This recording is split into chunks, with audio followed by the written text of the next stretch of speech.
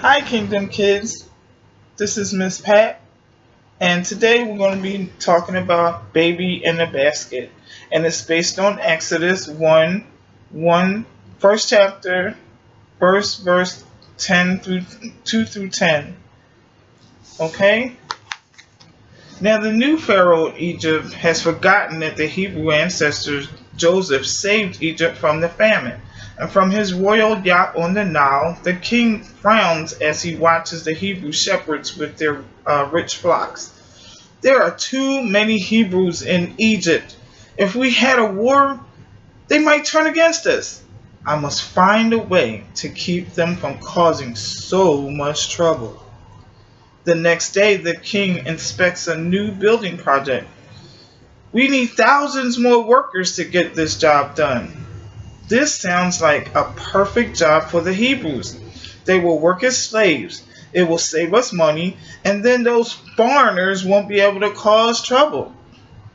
So, from daylight to dark, the Hebrew men and boys are driven from their homes and forced to work under whip crackling slave drivers. But with God's blessing, the Hebrews flourish and grow stronger even under the harsh conditions. We work them hard every day, but there are more Hebrews than before. The king will not be happy about this. And when Pharaoh hears the report, I'll take care of those slaves. Throw every Hebrew boy, baby into the Nile River. And the cruel order is carried out. Hebrew mothers and fathers risk their lives to protect their sons, but the king's men never give up on their search. Night after night, Amram, a Hebrew from the tribe of Levi, hurries home from work, afraid that the soldiers have visited his home. Oh God, help us keep our new baby boy safe from the Egyptians. You see that? Here's Amram running home to make sure that their baby is fine. And here is the Pharaoh.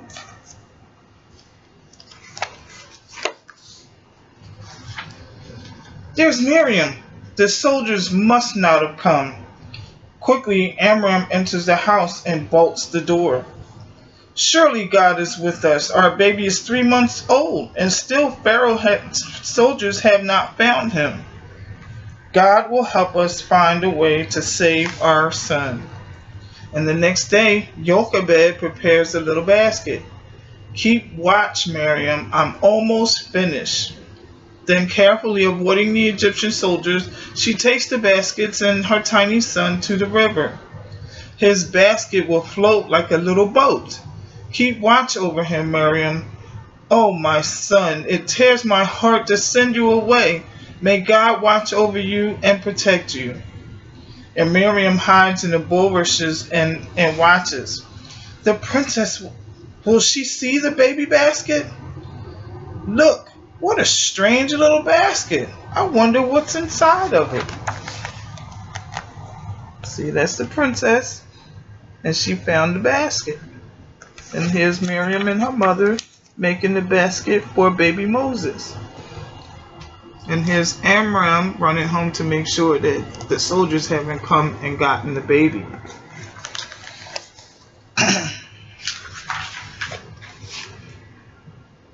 The maid brings the basket to the princesses and opens it.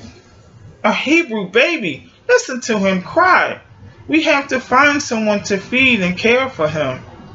Just then, Miriam steps out of the bulrushes.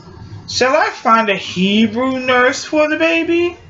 Yes, bring one to me as soon as you can. Mother, come right away. The princess has found our baby and she wants a Hebrew nurse to take care of him. God has answered my prayer, Miriam. My son will be safe with the princess. At the river's edge, take this baby and care for him. If anyone questions you, send word to me at once. I'm naming him Moses because I pulled him out of the water. Okay? See?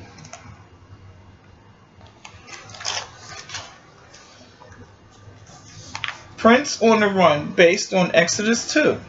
So the Hebrew baby is returned to his own home, but now under the protection of the king's daughter. That night Amram and Jochebed gather Moses with his sister Miriam and brother Aaron, and they kneel and pray. Oh God, we thank you for saving our little son.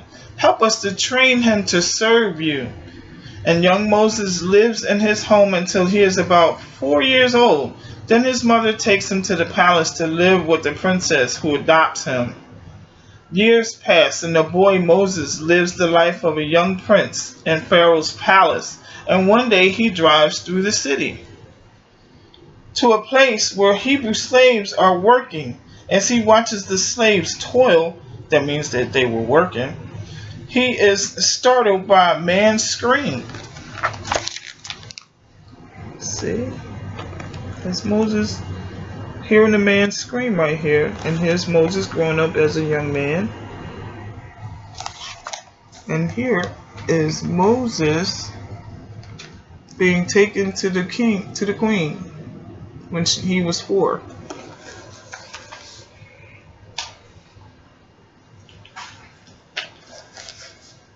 And Moses jumps from his chariot to investigate and finds an Egyptian guard beating a Hebrew slave.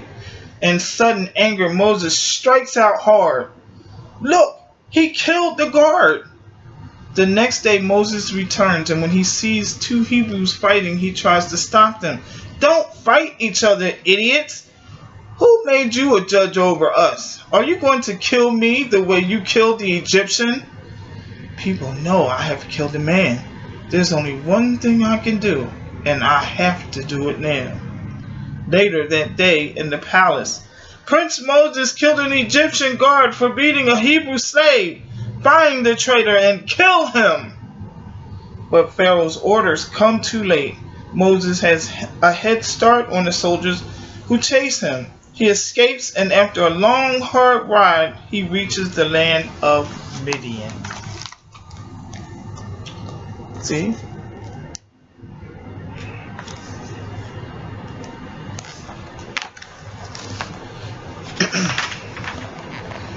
Tired after his flight from Pharaoh, Moses rests by a well. Get away from here until we water our sheep.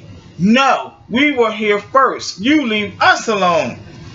I think you should let the women go first. After all, that's the civilized thing to do.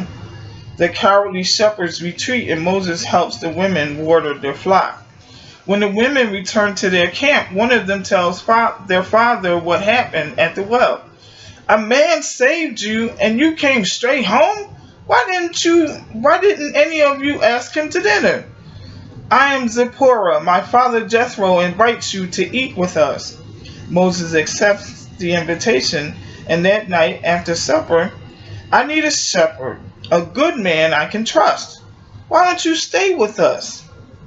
Thank you, I will. This will be a good place to hide from Pharaoh. See, this is Jethro and Moses. This is Jethro, that's Moses.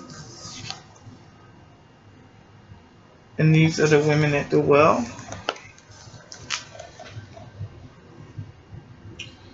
A burning bush, based on Exodus 2:21 and 4:17. Moses stays weeks and then months. He marries Zipporah, and they have 2 sons. Gershom handles his sling very well. He'll make a good shepherd like his father. Moses works as a shepherd for his father-in-law, and for 40 years. Year after year, the flocks of Jethro increase, but one year the grasses dry up, and Moses leads his sheep to pastures near the mountain of Sinai. But even after all these years, Moses cannot forget the Hebrew people in Egypt.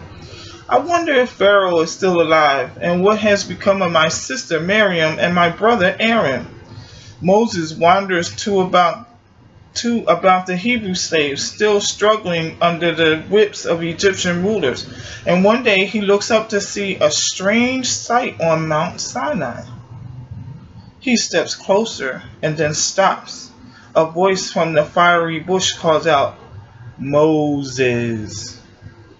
A bush on fire? Yet it's not burning up. There's Moses talking to the burning bush.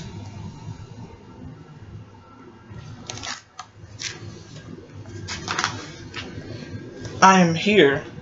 Once again, Moses starts toward the bush, but the same voice warns him, don't come any nearer. Take off your shoes because you are standing on holy ground.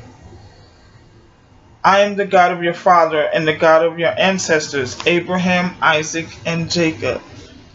Moses hides his face in fear at being addressed by the one true God.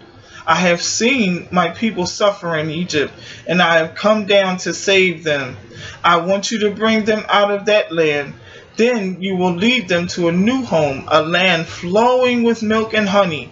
Now go, I am sending you to Pharaoh.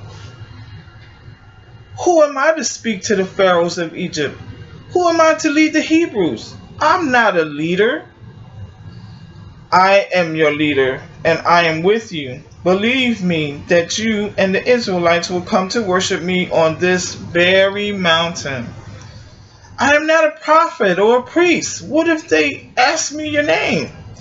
I am who I am, and I will perform my wonders against the Egyptians. What if they don't believe me? Throw your staff on the ground.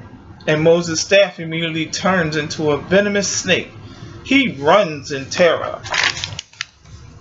Here's Moses running from the snake.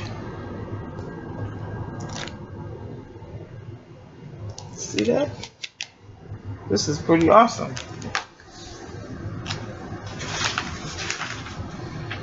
And God calls Moses to come back. Then he tells Moses to pick up the snake.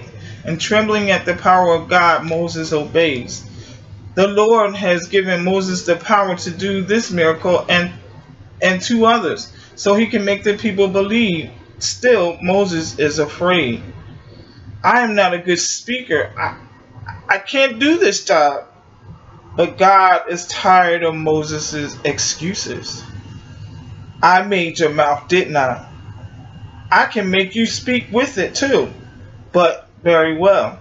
I am sending your brother Aaron to meet you. I will help you both speak. Now go.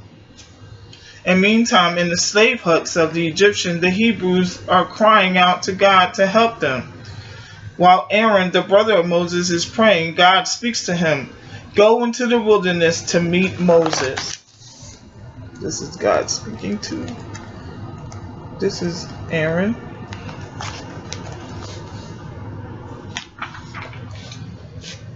Aaron is surprised at the strange command, but unlike Moses, he obeys without complaint. He heads out alone into the wilderness. I don't even know where I am in the wilderness. Moses is, I hope I'm going the right way. I don't know where in the wilderness Moses is. I hope I'm going the right way. Sorry about that, guys. Aaron eventually winds up at Mount Sinai, and Moses is waiting for him.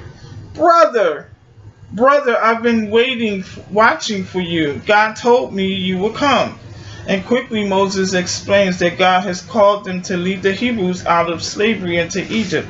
They travel together to talk to the elders of Israel in Egypt, and Moses performs the miracle God gave him, and the elders believe. Tomorrow we'll take God's message to Pharaoh, and the next day you'll